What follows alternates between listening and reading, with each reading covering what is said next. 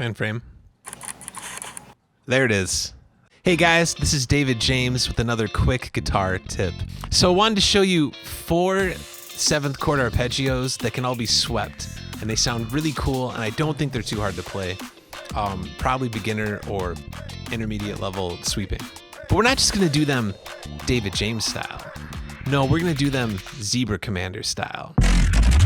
So they're gonna be a lot heavier and more EDM influenced. So to begin, before we get into the demonstrations, there's 4 that you need to know. There's your major 7 arpeggio, your minor 7 arpeggio, your dominant 7 arpeggio, and your half diminished or minor 7 flat 5 arpeggio.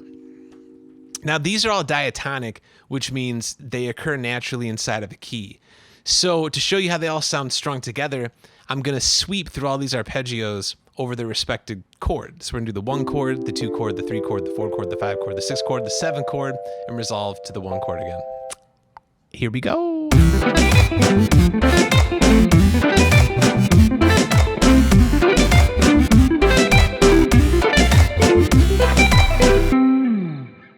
Now in this next exercise, I wanted to do something a little bit cooler and a little bit darker.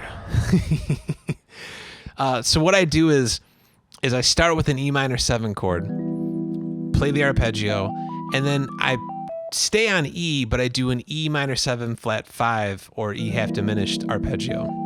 And so what happens here is the only note that changes between the 2 chords is that the 5th gets diminished, meaning lowered by a half step.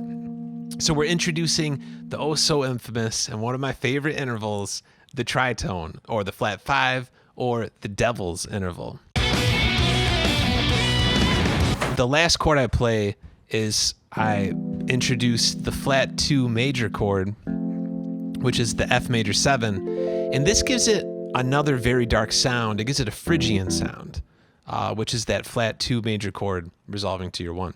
I thought this one was pretty cool.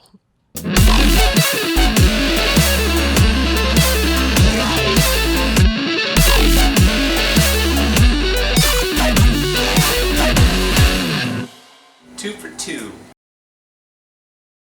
So in this last example, I want to do my own twist on Radiohead's Creep chord progression.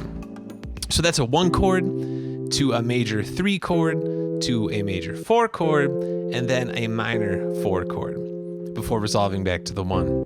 Now what I do a little bit differently here is I start with an E minor 7 arpeggio over the C chord or the 1 chord.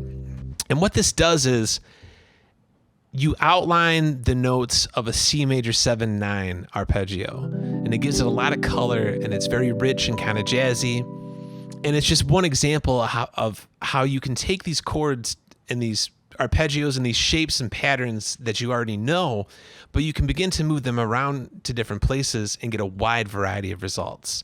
So, it's good to do more with less, I always say.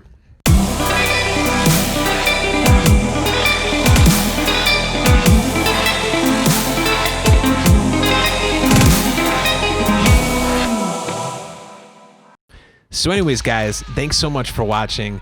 I hope you enjoyed this. If you have any questions about sweeping or arpeggios or music theory, please let me know. Leave a comment or send me a DM. I would really like to know if people are getting anything out of this or enjoying it. I'm enjoying doing it. I'm learning a lot about video editing and talking to a camera and enunciating and making facial expressions that are both entertaining and palatable.